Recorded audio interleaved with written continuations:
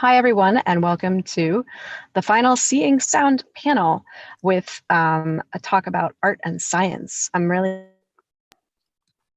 excited to moderate this panel. My name is Margaret Shadell. I am a computer musician based in New York. I teach at Stony Brook University and was just recently made part of the Institute for Advanced Computational Science core faculty. I am pleased to introduce our four panelists, and I'm just going to do this in alphabetical order. Daniela De Paulis is a transdisciplinary artist with a background in contemporary dance, and she was recently based at the Duolingo Radio Telescope, where she developed the visual moon bounce technology and a series of innovative projects combining audio-visual technologies with live performance, art, and neuroscience. Our next panelist is Robert Henke, who is a composer, artist, and software developer, who is one of the main developers of Ableton Live, and he's known for his musical project Monolake, and more recently for his intricate laser shows.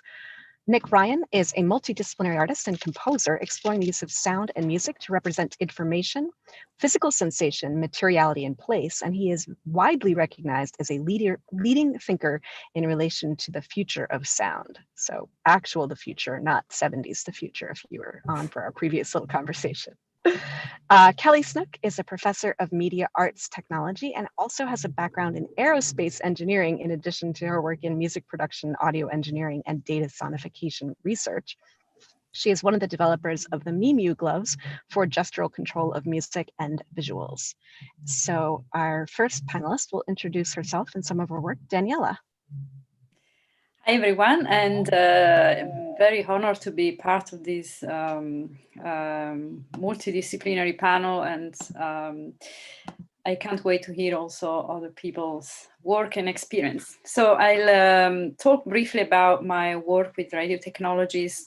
Here is me last year at the Green Bank Observatory in West Virginia, where I will go back next year to produce a new art science project.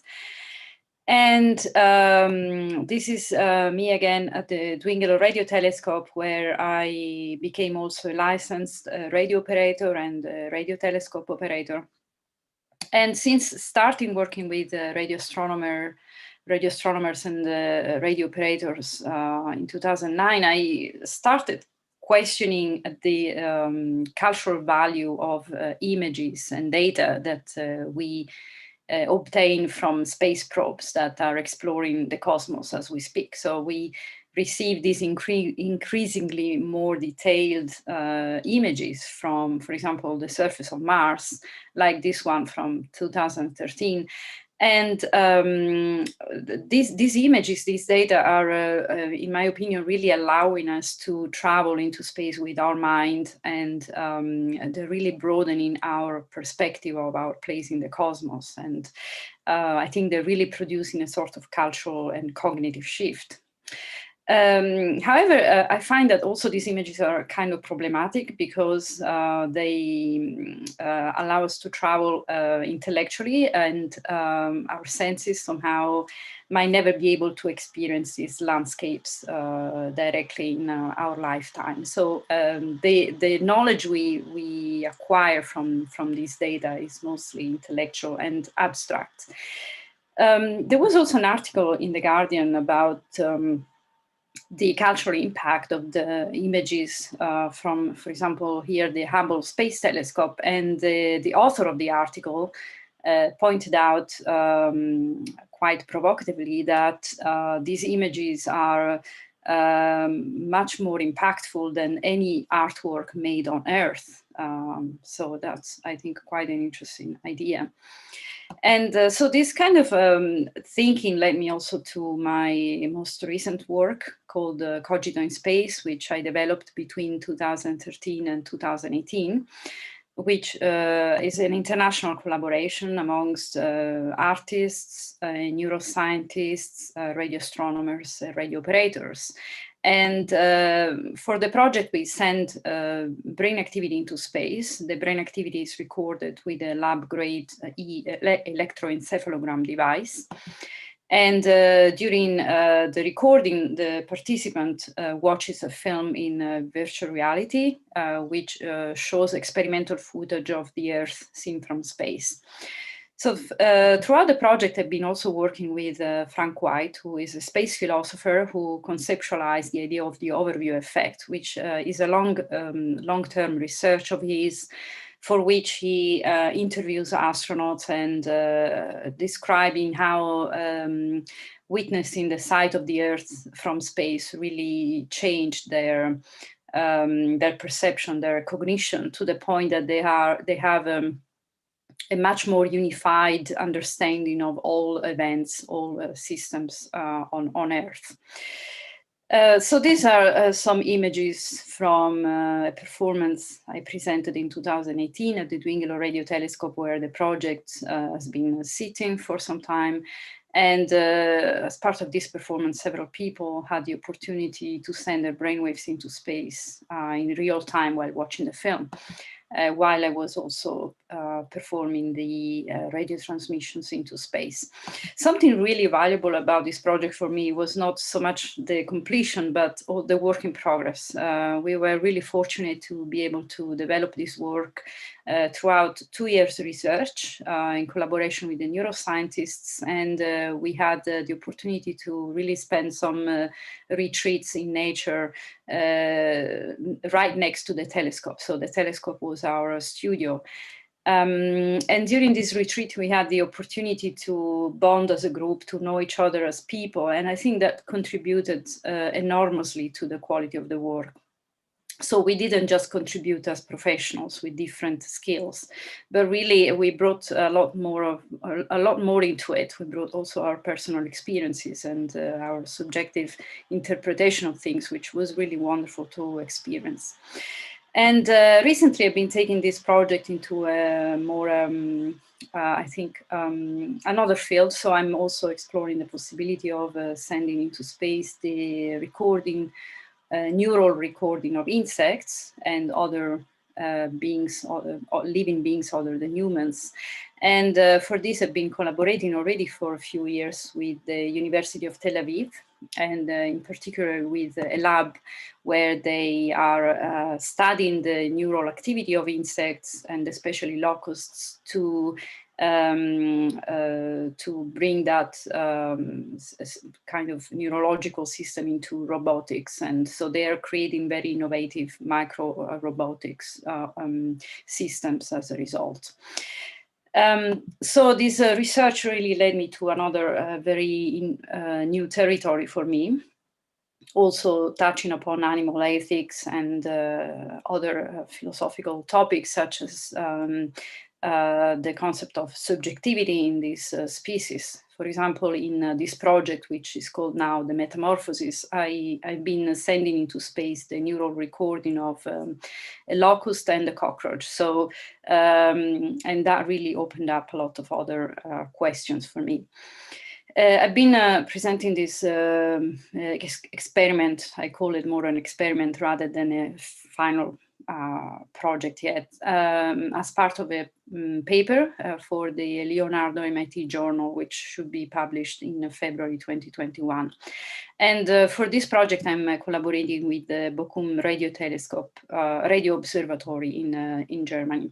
So I think what I would like to just say to wrap up this short presentation about my work, and to maybe bring also this question to all of you, all of the panelists, is, for example, this extended mind thesis, which for me has been very influential also as a contemporary dancer and throughout my entire work as a performer as well, is how cognition is actually, in our present time, expanding clearly beyond our skull, our body, to extend not only our immediate environment and the immediate objects we embody in a daily life, but also globally, thanks to new technologies, of course, and even cosmically. So thanks to the space exploration, the human space exploration program, we can really extend our cognition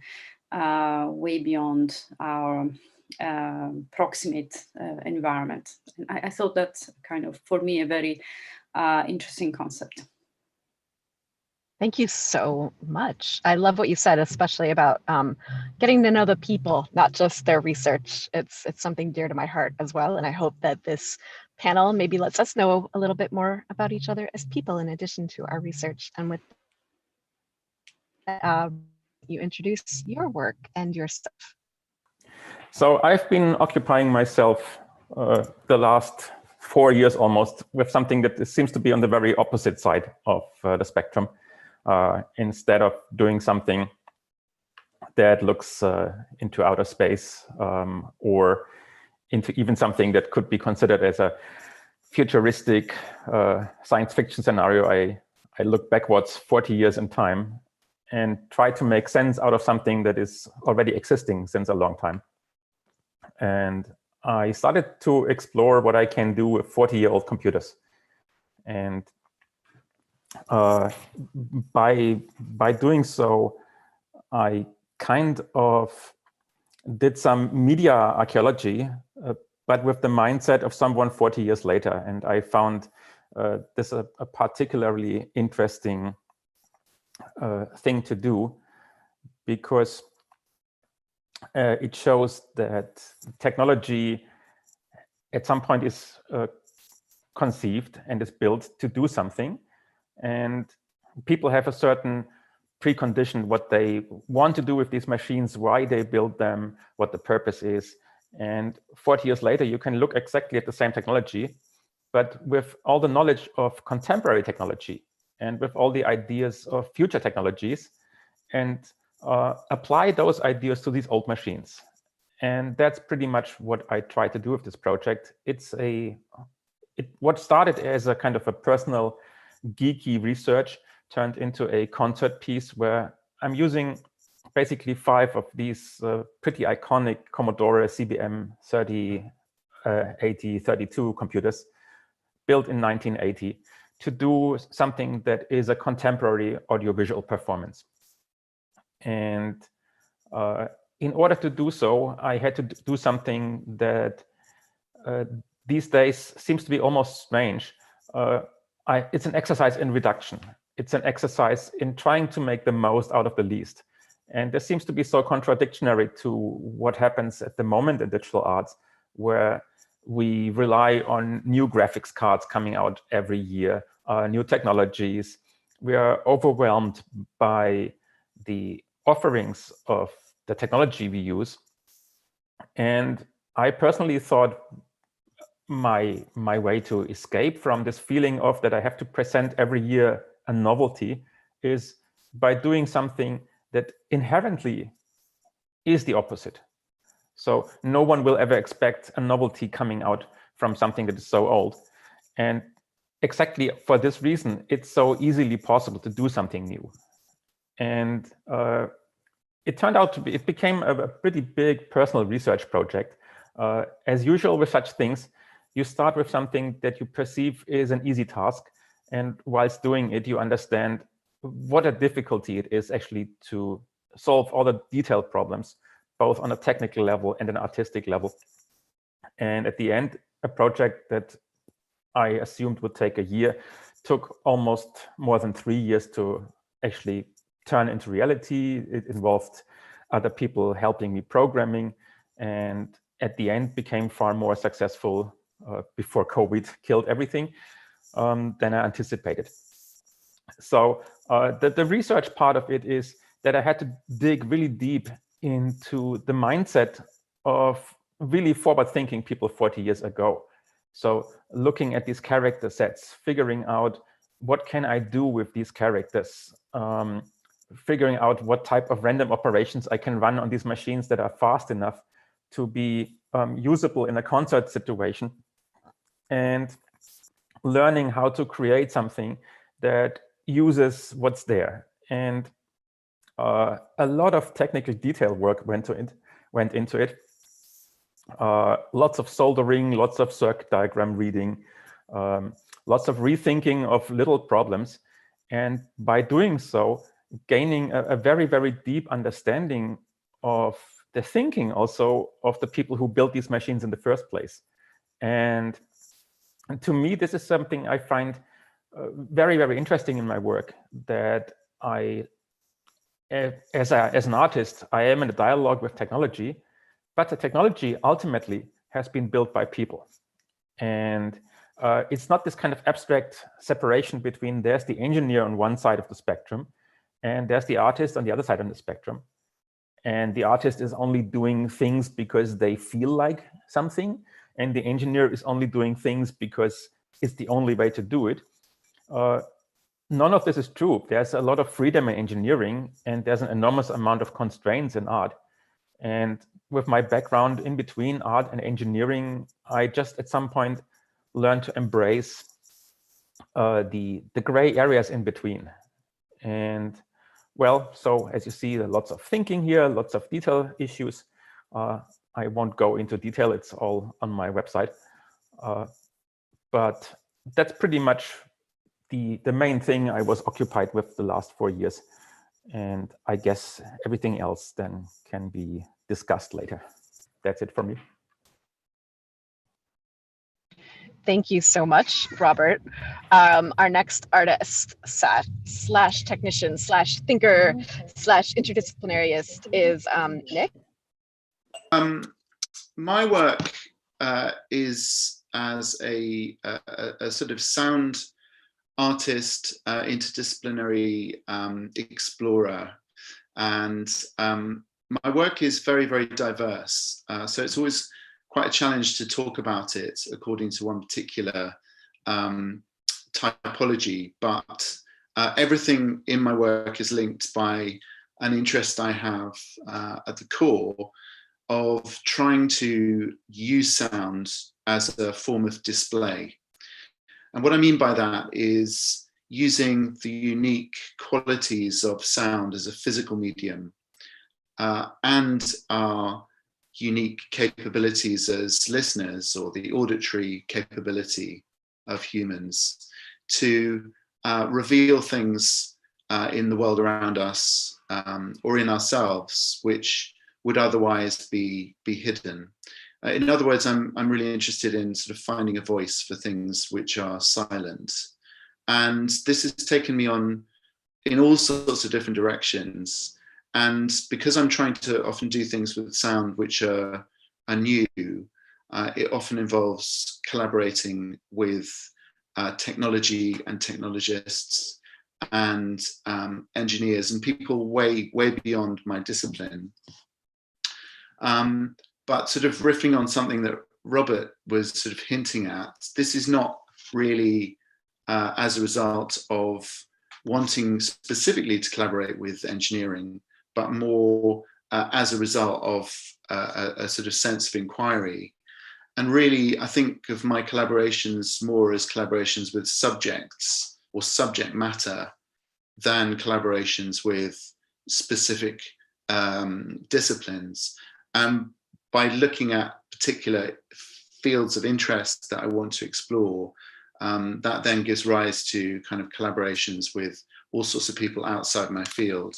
And I just want to touch on 3 projects which sort of illustrate perhaps different ways of thinking about this.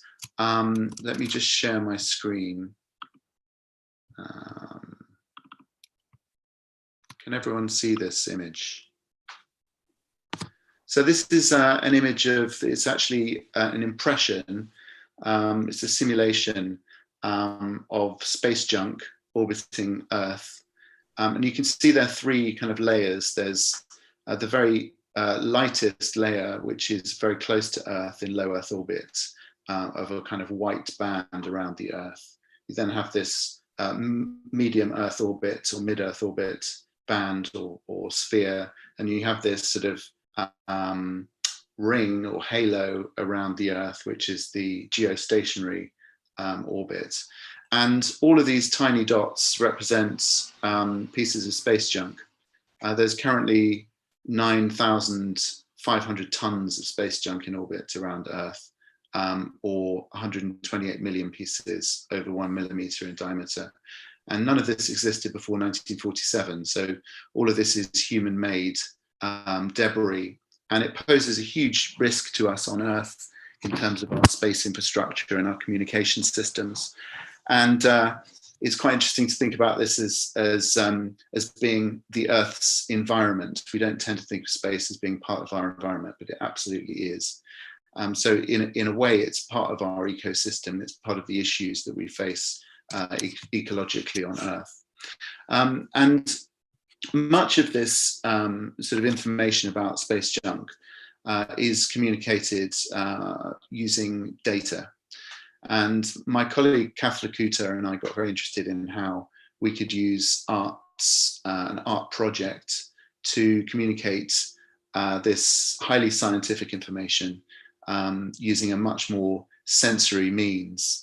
And the project which we created was called Project Adrift. And using various different media, we generated a project around the hidden world of space junk as we saw it. And my component of the project was to create an instrument called Machine 9, which took the telemetry of some 28,000 objects orbiting Earth, which are tracked every week by NASA and NORAD, and used these as a means of generating sound. The instrument takes the projected trajectories of all of these celestial objects and uses them to control 8 phonograph styluses, and they travel up and down a cylinder of aluminium in which I engraved 1,000 sounds. And every time a piece of space junk passes directly above the instrument in space in real time, one of the styluses will play a sound for that object. And the sounds that you hear are actually recordings of rubbish that I asked friends to send me from around the world, which they found in their bins, on the beach, in their street. And those objects, those terrestrial pieces of debris, are put in place, are placeholders for a celestial piece of debris, which is also man-made but silent. So this was obviously a project which engaged an artist and a scientist, and we worked very closely with the University of Southampton and collaborated with their leading scientists and also an astronaut at NASA called Piers Sellers. And it was a highly integrated science art project.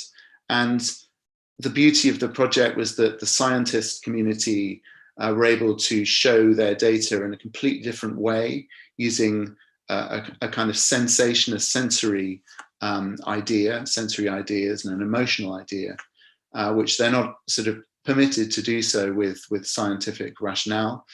And we were able to collaborate with data that we would normally not have access to. Very briefly, I just want to mention a project which takes this idea of sort of interdisciplinarity in a different direction. This is a project in which I collaborated with autism last year, and I created a soundtrack to depict the autistic condition, and we collaborated with 5 autistic non-speaking young adults around the world to create this film, The Reason I Jump, which is directed by Jerry Rothwell. And our process was in some ways just as analytical and research-based as the project Adrift that I just showed you, in the sense that we had to explore the internal landscape rather than the external landscape and bore into the imagination just as far as we had traveled out into space. And this involved high levels of research with academics and the medical community, and also our 5 subjects, to create a documentary which uses sound to try to explore the sensation of autism, not to actually replace words, but to actually use sound as a metaphor. And then finally, a project which I've just released at the National Gallery in London uses sonification of images to transform Renaissance artwork into sound, so that we can explore it with our ears as well as our. I can go into a lot more detail, but I hope that gives a kind of summary. That's wonderful. Thank you so much. And now I believe Kelly will go even further back in time, pre-Renaissance, to tell us some of what she has been working on recently. Thank you, Meg. And thanks to the kitty who's helping you with your introductions. It's very nice to hear your cat. So my work, it is also the same as Nick, very, very difficult to encompass. And I would say in many ways very similar to what Nick described in terms of this is an activity that Joe calls seeing sound. And I think I work in the inverse of that as much as I can in hearing truth. And so if I zoom out and to the farthest out possible when thinking about my work, what I'm really interested in is truth and the representation of truth and how we learn about ourselves and how we learn about the universe that we live in. And if I think about, though, where we are right now, my work has never really existed independent of what's going on in the world. And this year, more than any other time, I think our burning questions that are on my mind and on a lot of people's minds have a lot more to do with our immediate reality and social justice and questions of what it means to be good and how we can create a society that works for everyone. And so for me, I don't my world of thinking and sound and the things that I'm going to talk about really don't exist in a bubble outside of this ever-present crisis, set of crises that we're facing as humanity. So whenever I think about how I'd want to describe my work, it's really always in the context of this like biggest picture. How can we use what we have at our disposal, art and science and technology and everything in between, to create a just society that works. And we're so far from that right now. It feels like it's such an overwhelming problem. It's tempting to just, sink myself into technology or sink myself into music or whatever it is that makes me feel better. But I think for me, my work is always connected to us on the planet and what's going on. And so I feel like my inspiration really for the work that I've been committed to for the last now 19 years, that's slowly taking shape. It's in a way, it's a return to the past. The way that music was in the world was not as I'm gonna just quickly go through this this talk. I'm not going to really do the talk. If you want to see this talk, actually, I just gave this keynote address at the ADC conference, the Audio Developers Conference, so you can go and watch it online. But what really attracts all of my attention and inspires me right now and informs all of my work is the idea of music and, well, I guess specifically music, as not as an art form and not as not primarily existing for self-expression the way we use it right now, or even worse right now, entertainment or materialistic pursuits, or glorification of self and identity. Really, in medieval times and in the time of Kepler, whose work is central to my work, music was part of the quadrivium. It was one of the sciences for exploring our reality and our understanding ourselves. So arithmetic, geometry, music, and astronomy were all different aspects of understanding, really understanding number, arithmetic being pure number, geometry being number in space, music being number in time, and astronomy number in space and time.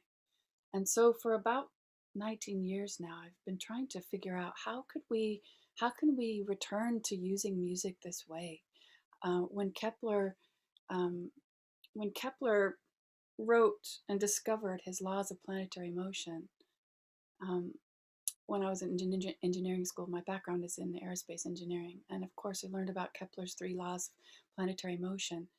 And it wasn't until much later, 2001, that I re-encountered his work and started to understand that he made these discoveries about our world through music.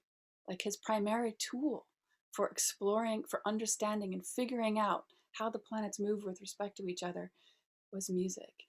And this really intrigued me, and it started me in a low level and now a very high level obsession to try and figure out how could we create modern tools that would allow us to explore and understand our world through music. So essentially hearing truth and immersing ourselves in it.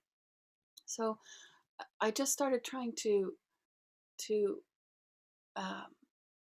imagine what it would be like to immerse myself in some system of data. And for me, the solar system is a great place to start because it's already so harmonic and so musical. And to try and be driven by this idea that music exists to make audible the music of the spheres, which essentially is this idea that our entire solar system is organized by harmonic and musical principles. And but that music is not audible. And just like Nick said, how could we create music that makes that inaudible music audible? Essentially, Kepler's mathematical equations making those audible. And then there's musica humana, which is the other piece of idea about medieval music, where there's the condition of the human reality, the spirit, and the everything to do with the harmonics and musical aspects of being human. That also was not thought to be audible. So music existed in their worldview solely to make audible the music of the spheres and musica humana. And so I've been spending the last few years just obsessed with this idea that we should be able to use our technology now to create immersive systems where people could explore actual reality, where everything that they hear and they see is essentially true, like true music and true visualization and sonification together made interactive. And so I've been working on the various pieces of this, just trying to figure out how to create these environments, first of all, and then how to get the data into them, and then how to interact with them. So all the various pieces of what I've been working on are like little different pieces of the puzzle. And I think that the project that I'm working on is not interdisciplinary. It's like post-disciplinary. It's all the disciplines all together. It's taking these imaginary geometric shapes that exist. This is Venus and Earth going around the sun, making that data, that information, three-dimensional. This is Tarek Barry's work, I'm sure you're all familiar, but making all of that information visualized and sonified and interactive and immersive, so that you could essentially explore reality through these interactive instruments. So that's what I've been working on, trying to visualize and understand how this might actually work, trying to figure out what the hardware would look like, trying to figure out what the different fields are that are involved and adjacent to this project. It's pretty much all the fields of human endeavor. So it's very, very,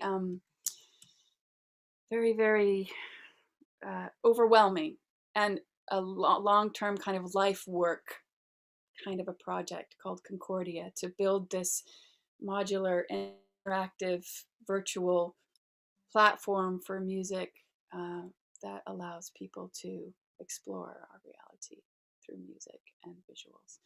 And so really just been talking to anybody that might want to talk. Last summer, we had a whole 3-month residency to try and play with this idea, to understand how we might work together. We experimented with spatial audio. We experimented here in my studio with different little prototypes of this. And so, you know, I've just been, it's still, this is the kind of 19-year project so far that is still just starting, just because it's so different from anything that exists right now. So yeah, if you want to hear more about the project, you can, there are now some papers published about it, and there are some things online, talks online that you can watch. But I call this approach to music investigative music, in the sense that the music that's resulting is informing us and allowing us to investigate our reality. And also in terms of a provocative statement, I really think that music, I guess one of my missions now is that music and science are not they're not separate. They actually are the same thing. And as I've been working on this for the last 19 years, I've become more and more convinced of this, and more sort of upset that our current society separates these two things as if they're different things. And I really want to see a future of music that is a return to this past from 400 years ago, where we're thinking of music as a tool for investigation of ourselves and of the world that we live in, and particularly so we can understand our oneness with each other. So I think that will address these bigger problems that we have in society, which are essentially rooted in our failure to recognize our oneness as humans. Thank you so much, Kelly. I think Robert had a similar sentiment when he was like, there are controls in art, and there is imagination in science. So maybe that's something each of you can talk a little bit more about, is this conjunction of the two. And I invite you to self-organize and jump in. And if that seems to be too chaotic, I will try to moderate a bit more, but I'm going to try to stay out of this conversation as much as possible. Okay. I'd love to just comment on that, if everyone's okay for me to jump in, and just sort of perhaps counter this idea. I mean, Kelly's assertion that they are one and the same, I think, has a huge amount of truth, or is the truth, and that's certainly true when one thinks about the idea of mathematics and harmonic structure. But just kind of going back a step, I think there are also benefits to having creative disciplines which are seen through different lenses. And certainly in my work, the ways of thinking about things that a scientist like Piers Sellers, who we work with from NASA, the ways about thinking about space junk that he brings are very different to the ways that I thought about space junk. And I sort of suggested there were these two realms of thinking. One, you know, the license that an artist has is something that's not necessarily afforded to a scientist. And I think one of the key differences between an artist and a scientist in terms of their sort of discipline is the affordance that artists are able to draw metaphorical comparisons between one thing and another, which aren't necessarily rational or empirical. And I think bringing that to that very different approach to a scientific discipline and vice versa is very exciting. And so were we to consider them both to be the same thing, I don't think we would have that kind of friction and that conflict. And I think that is very much the same conflict, which sadly is a very negative, has a very negative outcome between science and religion, between the empirical and the spiritual realm. But I think in artistic practice, that friction can be quite interesting.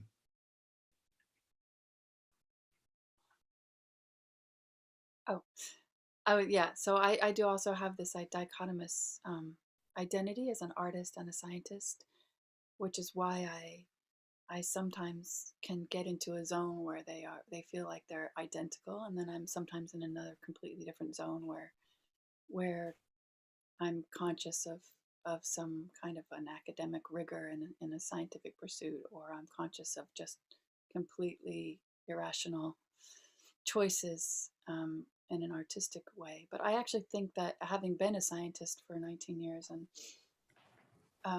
experienced what that's like, I feel like there is a lot more creativity in science than people want to let on, and there's a lot more rigor in art than people think about. And so I think if society didn't bifurcate this so much, if it didn't completely put these at odds with each other, we would find that there's a lot of overlap. And my dream with Concordia is to create a musical instrument using data that then people would interact with artistically. So the foundation would be truth, and then the creativity would come in the exploration of the truth, which is a kind of exciting idea for me. So instead of the constraints of the instrument being just arbitrary, like with a piano, 88 keys is fairly arbitrary. Which notes have 3 strings, which notes have 1 string or 2 strings, which, how where the hammers are placed, all of those physical constraints are just by someone's choice or by design.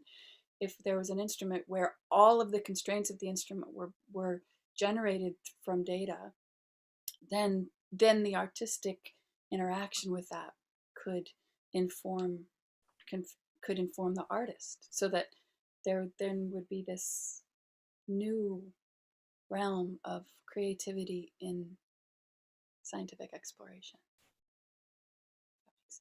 I find quite interesting, Kelly, how you try to draw people closer to this concept of what seems to be really the overview effect, right? This idea that we are connected also to a much larger space than what we experience on a daily basis, which is really just the view we gain from, just the horizon. That is our daily experience. So, and yet we need to acknowledge that we are part of a much bigger environment.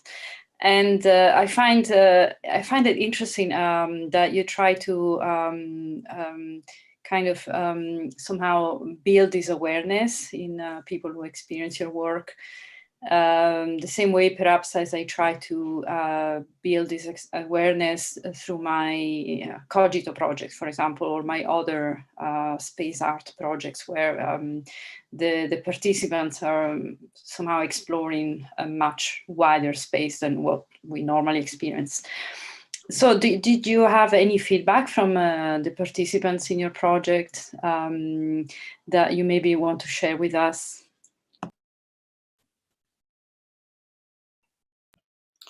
Well, it's interesting because, as Meg said, when we gathered everyone to essentially live together, cook together, and create together with unstructured time, it actually was much more about the people than it was about the ideas.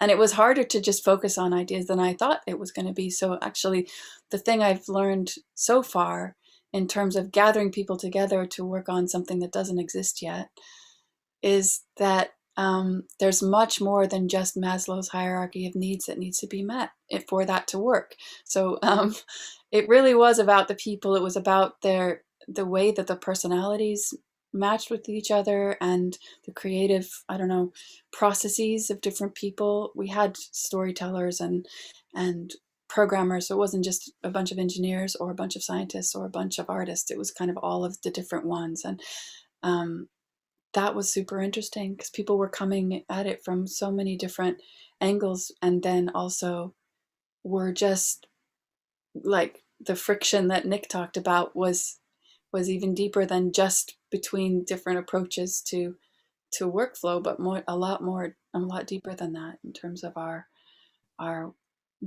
ability to get along. And so yeah, I don't know yet that we've learned very much. We've done a few different prototyping events. There was another one that I swiped through there when I was in my project where, and Mega was a part of this. We did an artistic presentation in 4 movements of the same data set at CubeFest last year in August. So we had 139 speaker array. So we were really working with spatial audio, some lasers, and the data. And each of us interpreted the data in a different way and presented it in the form of a piece of music.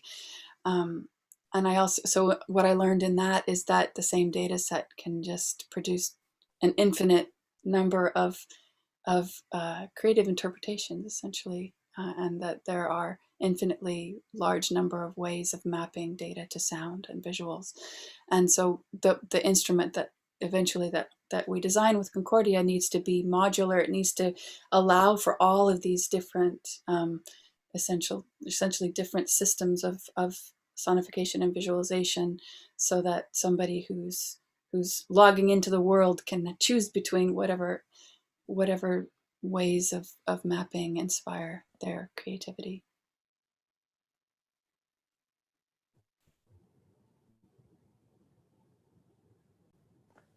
I'd like to think back a little bit about the comparison between science and artistic expression. Since we are obviously all concerned by what's going on in the world around us and not just looking at it from a very abstract, artistic, scientific bubble thing. One thing that I find a little bit problematic when we talk about scientific exploration in the arts, and when we try to put logos and labels on those things, is that what I appreciate on especially natural science is the fact that there is an attempt to find an ultimate objective understanding of some mechanics of our world.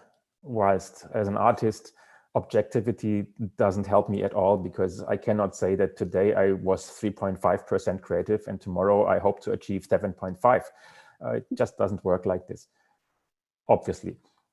But in a general social climate where where scientific truth is treated as opinion, I become very worried about whatever is called artistic research, because it seems to blurry the notion of what science is actually about. And it's kind of food for those who say, well, you know, COVID, it's an opinion. And therefore, I always try, when talking about my artistic interest in science, or when trying to make a point where science needs creativity in order to get to new ideas, and where there's overlap, I also find it important to recognize the fundamental differences. Like, as Nick said, the way an artist can look at space debris is certainly different from the way a concerned astronomer looks at it. And yeah, I find this just important to consider. I think I totally agree. And I think there's an interesting comment in the chat from Barry Moon, who says, I'll be a little provocative and suggest that art and music about things helps get grants and gives non-artists, non-musicians something to hang on to. And I think this sort of along the same theme is this idea that, you know, science can add integrity to an artist's work and vice versa. And I think this is certainly the case. I've seen an awful lot of bad sci art, but I think when it breaks down is when is through a lack of scientific integrity. And certainly in my work, you know, my interest in working with science or engineering or any discipline outside my own, it's that it breaks down if there isn't integrity in the other discipline. And so when I'm working with a scientist, the science that they provide is unquestionable, and it has to be incredibly rigorous and where possible be kind of cutting edge. And it's not my place to dilute that. It's really to show it in a different way. Yeah, I completely agree. Also with you, Nick, and Robert and Kelly, I have exactly the same experience. For example, in my work, I really consider science as part of the material. So for me, I work science just like a material, and for me, it's quite really important to understand the material I'm using. This is why I think I guess all of us, when we collaborate with scientists, we also learn a great deal about the science we are using, because it's really about also delve into these concepts. And so I agree, there is also a type of art science collaboration that really bypasses that and perhaps uses more superficial appeal of science, or vice versa. There is also on the other way around. I noticed some scientists who tend to use art as a form of illustration or outreach, so to speak. So there are all kinds of different shades in between, this art science collaboration, and I think it's still a very fluid territory.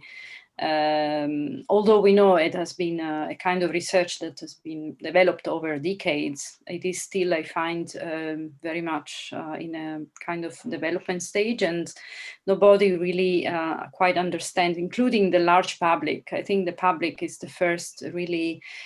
I think the public platform is really very naive about a lot of this kind of work, I feel. Yeah, I wanted to jump in and say that I'm fully agree with everything that everyone has said. And if I just think back to my time as a scientist, where I was being paid to spend most of my time making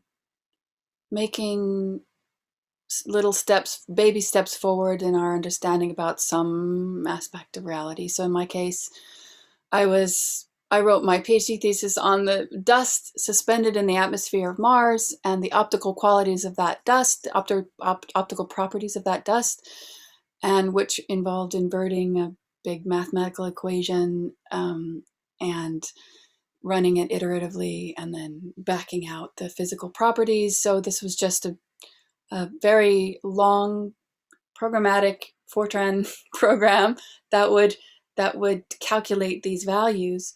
And in trying to understand the output of this while I was doing my PhD, I was looking in my shelves just now to see if I could find my thesis, because it's literally like there's 70 pages of squiggly line plots. And you have to be able to piece all this information together, you have to somehow correlate this whole visual image plots, squiggly lines, numbers with this other page, and really try and understand something new about the way this system is working, just by putting together these different visual puzzles and mathematical puzzles.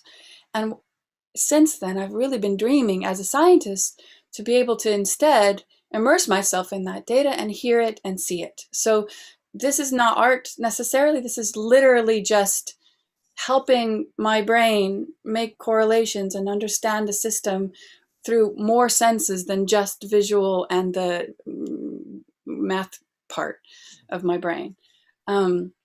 And so in creating Concordia, what I'm really interested in is making an instrument that could be a scientific instrument for a scientist, or a musical instrument for a musician, or a audiovisual, display instrument for a stage performer.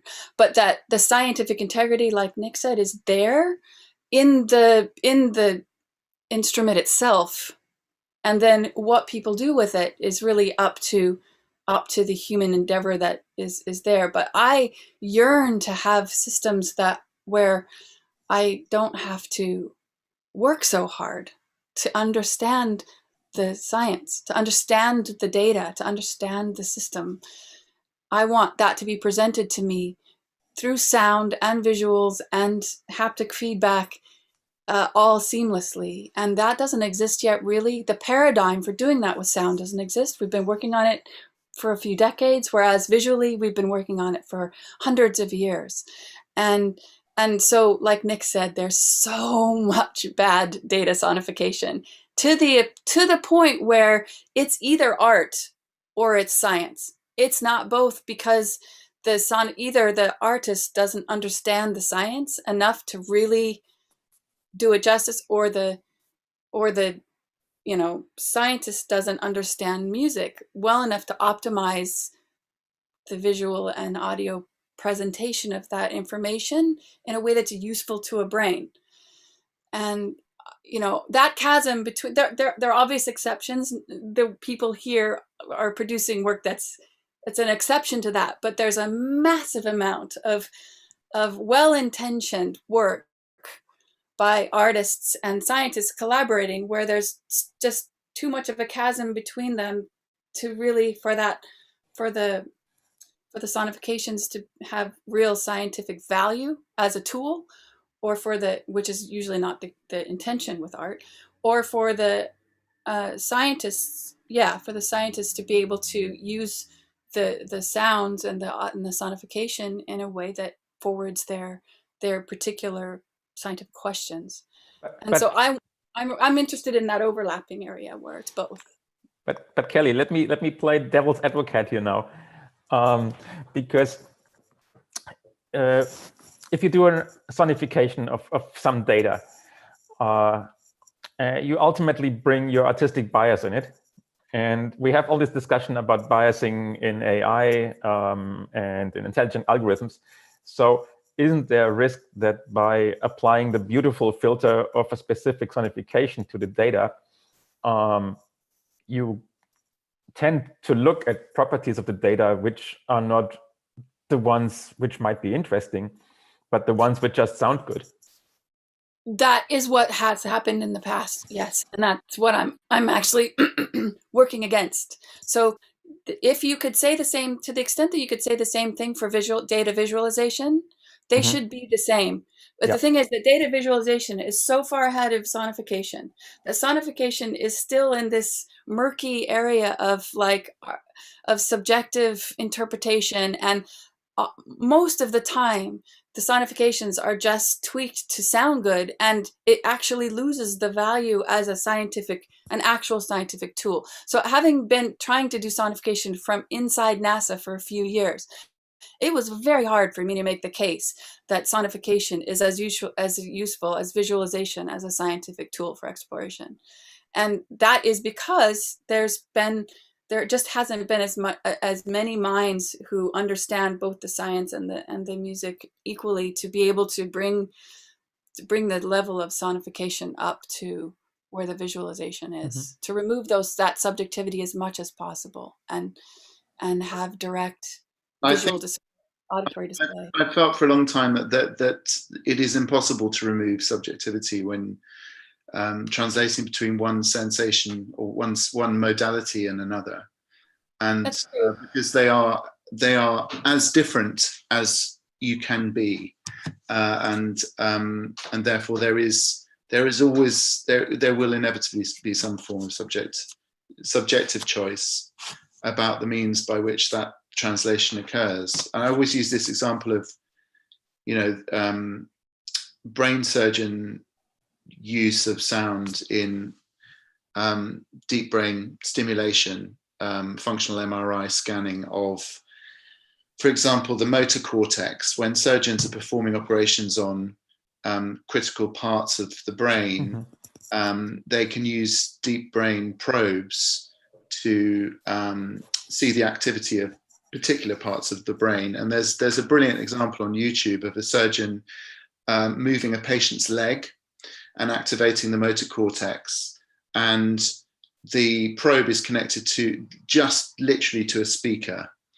And I think in a process called audification, which is defined as the direct translation between a signal in the voltage domain and one in the sound domain. But even that is mediated by the choice of speaker, or even the choice to use sound as the form of display itself. So yeah, I mean, I guess it's a question: is it possible to have an objective translation between one sensation and another? I mean, nothing is objective, but I would argue that we just accept visualization of data as the data. We just accept that because we've been doing it that way for so long. We could get to a point where there is as minimal of an imposition of subjective choice in the sonification as there would be in the visualization. We just accept visualization as a paradigm that plot is the data. Like you're reading a paper and you see a plot, that's data, but it's actually not. A lot of data visualizations which have become popularized in the last decade have a very strong aesthetic to themselves. You know, exactly. The McCandless's book Information is Beautiful, for example, yeah, you know, it brings popularity to data visualization by making it aesthetically appealing. Exactly. Yeah. It has a very strong aesthetic, and I think the same has been true of sonification as well up to this point. Yeah. There's a question in the chat. Nick, can you describe how you're turning paintings into sound? Yeah, so sure. With difficulty is the answer. So I can just share, if we've got time, just share this diagram that I've got. Have I closed it? Hang on a sec. So we took a process of mapping, I suppose, is how I would describe it. And this is, can you see that? Yeah. So this is the artwork in Unity. And what we did was to create a map, or I created a map of the painting and its qualities according to three different forms of interpretation. So I identified all the objects which were literally diegetic. So they could be, if one was in this place, one would hear these objects within the time frame, a short time frame. So for example, a baby or people whispering, a greyhound in the foreground. And then we have the metaphorical, the musical, the kind of communication of the broader themes of this painting, but things like angels, which are kind of highly subjective. And then you have the kind of narrative aspect, which is the kind of passage of time, which is inevitable. If you're sonifying something, you're introducing time unavoidably. And this is a still image. So we're introducing a form of narration. And then we took these objects and then we put them into Unity and attempted to use a three-dimensional canvas to give us these objects, give these objects depth in the third dimension as well, in terms of their volume and their acoustic. So that was the approach that we took to the impossible task of transforming a painting into sound. Would anyone else like to give an example of a mapping that they've worked on recently? I always find it really interesting to see how people are thinking of the data and how to translate it into more sensory. I can probably give a very different example of sonification in my work. For example, Cogito. We were not very concerned about the quality of the sound we would obtain from converting these electrical signals from 32 channels into a mono sound, but we were more concerned about preserving some frequencies. So what the neuroscientists did was the sound to a mono channel they had to eliminate some of the frequencies that we recorded and just retain the frequencies that we could transmit into space. So that was purely, and if you like, an engineering exercise, and they had to develop a code especially for this kind of translation from one tool to another. So from an electroencephalogram to a radio antenna. Actually, I have something to contribute if I think about it. It's going to be very geeky and I make it short. But the point is, in this project with the old computers, I'm extremely limited what I can do. And therefore, I have to come up with very simple solutions for things. And what I do in parts is I take the code which I need to basically run the program as original, at the same time as data for the composition. So there's an inherent logic in the code which comes from the code itself, but I treat it as data with the same rigor as I would treat any other data that is a musical composition. And by doing this, out of necessity to have complexity that emerges out of nothing, what happens is I make something audible that is not inherently musical in the first place, and but it's structured. And the fascinating thing is that we have such an interesting sense for structure. For we superimpose rhythm to everything that repeats somehow. We superimpose melody to everything that somehow changes pitch, and all these properties. And it's fascinating to listen to something that I'm 100% know has no musical meaning at all, yet my brain is completely fine with believing it is a composition. So that was my short insert here. That was great. Thank you. I love that idea that, I mean, that kind of makes me think of what Kelly was saying in terms of, you know, the idea of the music of the spheres, that the passage of celestial objects has a musicality to it, even though it's not audible. It's mathematical, their mathematical symmetry and interdependency in a spatial domain is melodic or harmonic.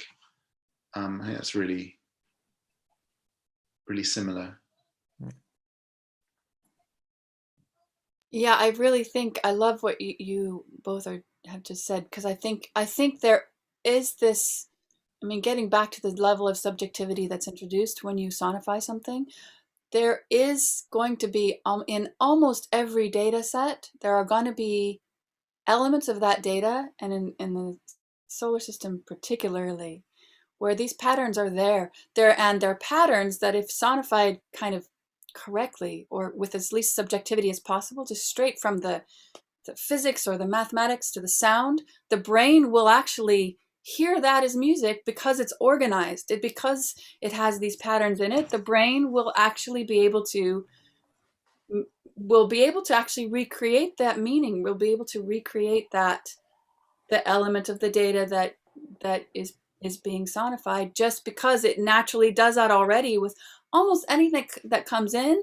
If there are patterns in it, our brain will sense those patterns. But that's kind of time. It's interesting that the time domain, you know, the rhythmic content is kind of agnostic of aesthetics, perhaps, but the timbre. I mean, I've long thought that the most objective way of sonifying things is using general MIDI. I'm joking. But why? Very much where you are with general MIDI, right? And then you can just discard that. That's general MIDI. But this is the sonification. In other words, there is something structural that lies behind the timbre that you're using to sonify. And if that's time domain, then it's, that's where it lies. That's where the information lies, maybe. So I've actually been doing something I'm calling timbral sonification, because I'm much more interested in using that part of our brain to understand the data. instead of trying to write terrible MIDI sonifications, I instead make something that has good flow, but the timbre is what's representing the data. That's super interesting. Yeah, I think timbre is pretty much the most underused and the richest field for sonification. People always sonify to pitch, which is the absolute worst. It's just so bad. Yeah, so I really love this question in the chat. History. Emphasis on objectivity. Um, Oh, go ahead, Margaret. Sorry. Okay, and so I think the idea that all of you deal with past is super old. Robert with his old computers, Kelly, Fortune, Nick with your space debris. So maybe talking about these. The past, how you deal with the past and in your practices. Yeah, maybe we've lost Meg for a minute. Oh no, she's posted again. Old radio telescopes and old computers. There was a question from Derek Holzer that was a bit related to this as well, about media archaeology earlier on. Well, so since Derek asked, it's in my personal case,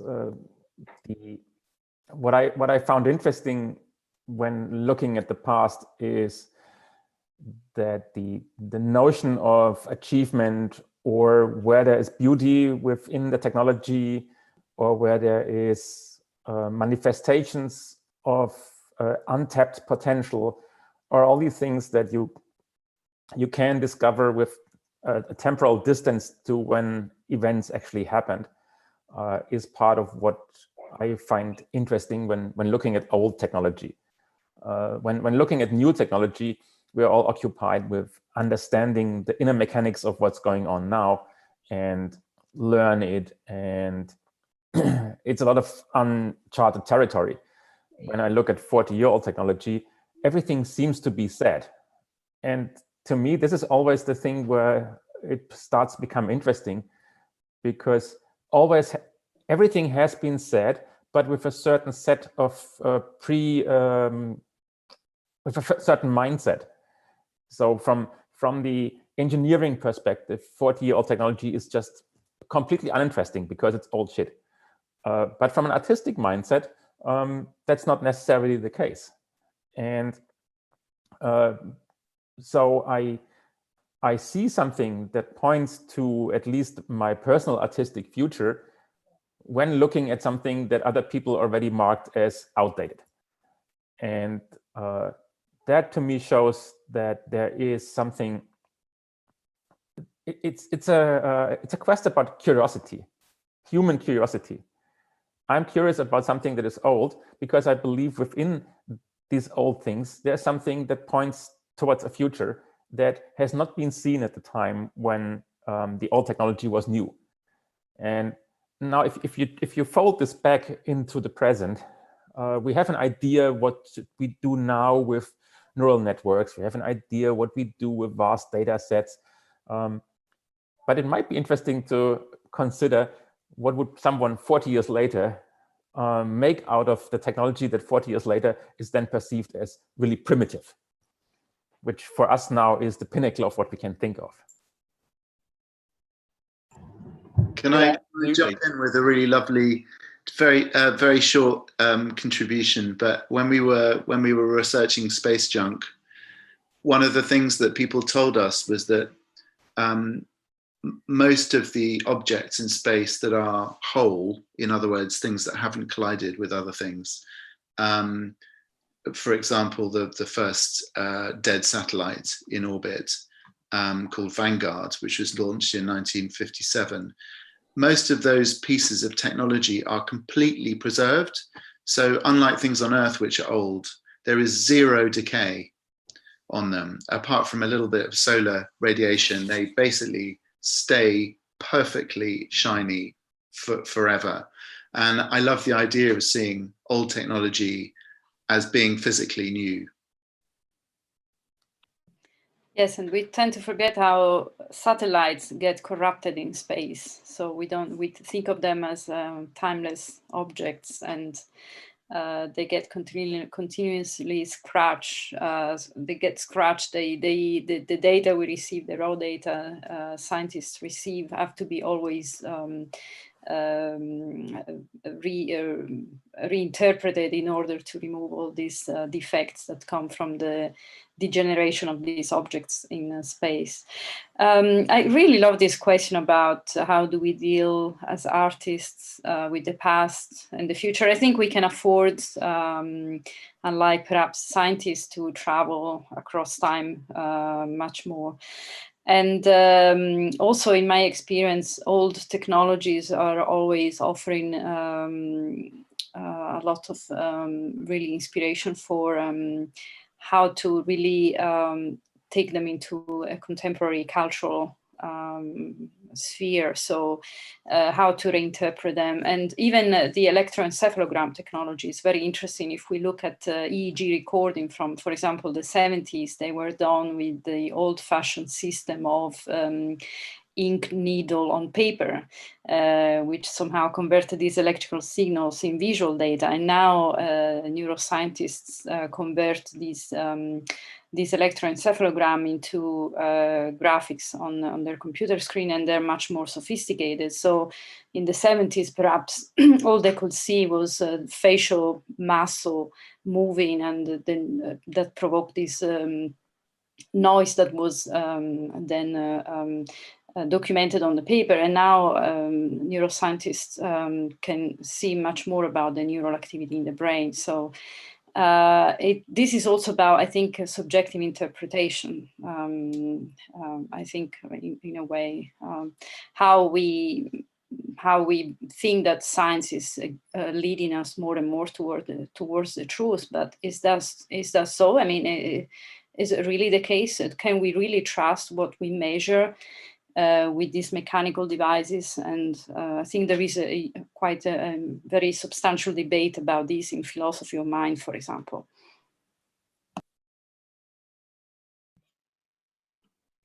I think there's one of the reasons that we chose to sonify the space junk using stylus needles on the surface of an aluminium cylinder was because that form of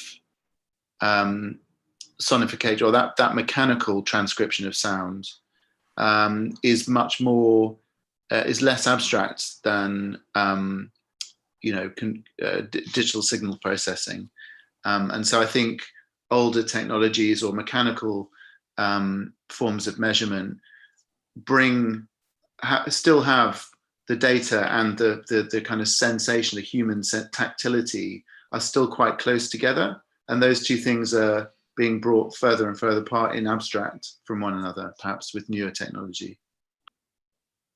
I really am interested in Owen's questions about subjectivity and why removing subjectivity. I think that I feel like there's a time for subjectivity and there's a time for objectivity.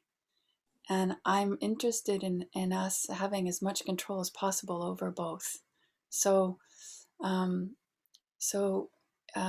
if for example, you had a data sonification visualization tool where you could trust as much as possible, and Danielle, I agree that that level of trust is a continuum. You can't always trust everything, but where the trust is high, so where the data itself has integrity, the sonification has integrity, the visualization has integrity, so much integrity that you can trust that whatever you're seeing and hearing and experiencing is real and not somebody else's imposition of something into that, so that as little as possible has been introduced into that tool, that visualization sonification tool.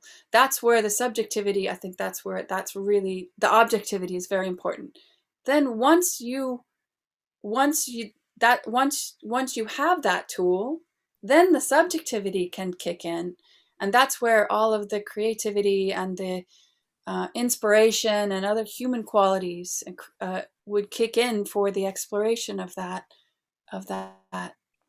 truth.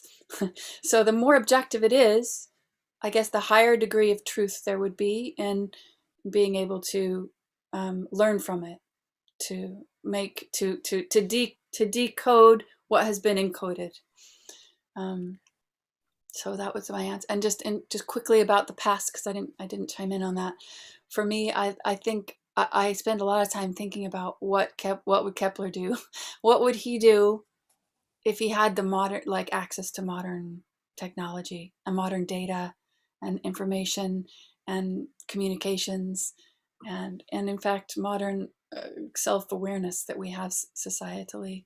What would he be pursuing? And so I think about that a lot. For me, that's where the past comes in, is how could I extend that post-disciplinary approach that Kepler had and make it possible for people to re-enter that non-disciplinary exploration of reality. Also, in a way, I think Kepler's knowledge, understanding of the cosmos was so different from ours.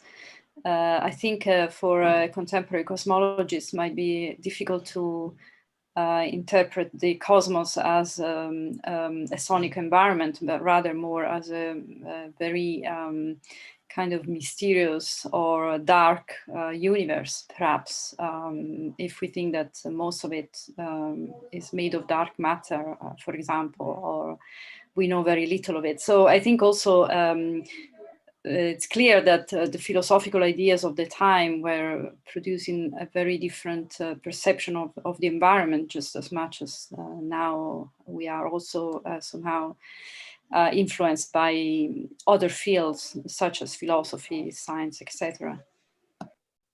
I think this is kind of amazing, the subjectivity, objectivity question, and also maybe relating that to time, because what is seen as objective changes with time. And we have about 4 minutes for final statements if anyone wants to try to attack that a bit more. I would love to hear your thoughts. I have no conclusion, I'm sorry. My conclusion is that there is no conclusion. I second that.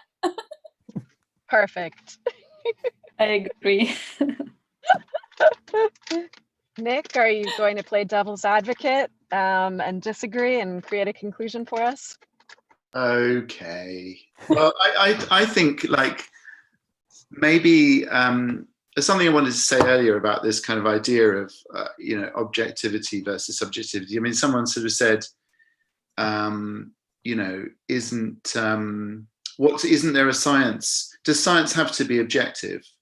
Isn't there a science of subjectivity? Well, of course, science has to be objective.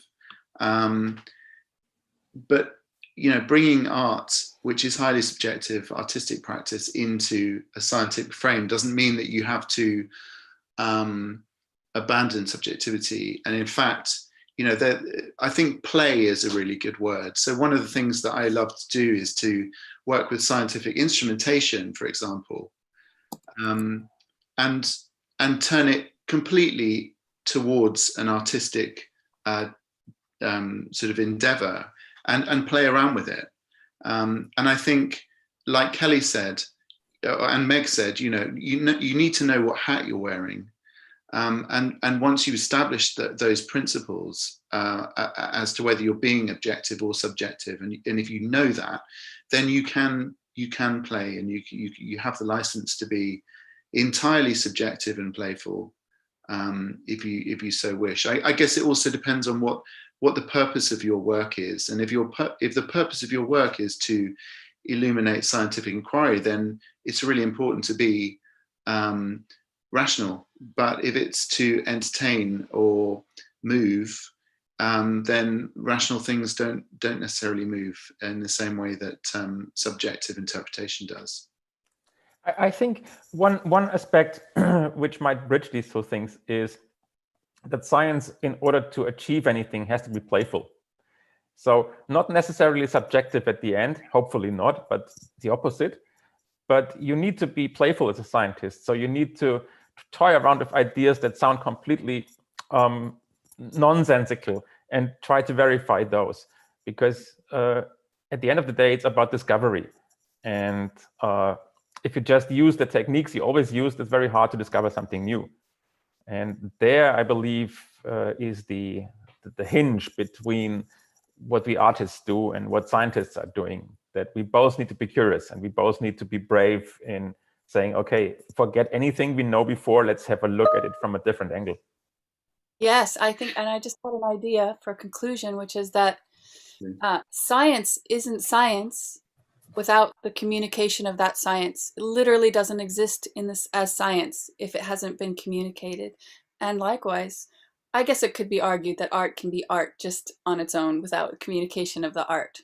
But really, both of them are about the communication of those, of ideas and experiences, and they both rely on ability to convey these ideas between people. So. And also I have a thought to add as well. In my experience also, I often describe my work as art-science collaboration, but there is so much more in between, you know, just as again mentioning philosophy and humanities, literature, any book we read, and our daily experiences, our human luggage as you know, human artists and scientists are so important both in the science and in the arts. So at the end we seem to just focus on these polar opposites, but there is really a lot more in between these two fields. Beautifully said. Thank you so much to our panelists. This has been an amazing, amazing discussion. And thank you to Joe for putting this together and for consistently making Seeing Sound one of the most fun and interesting conferences that I go to.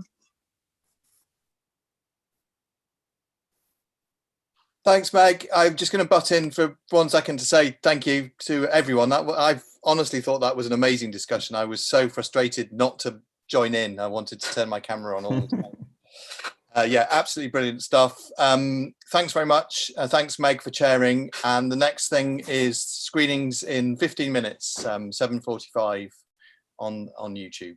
Brilliant. Cheers. Bye.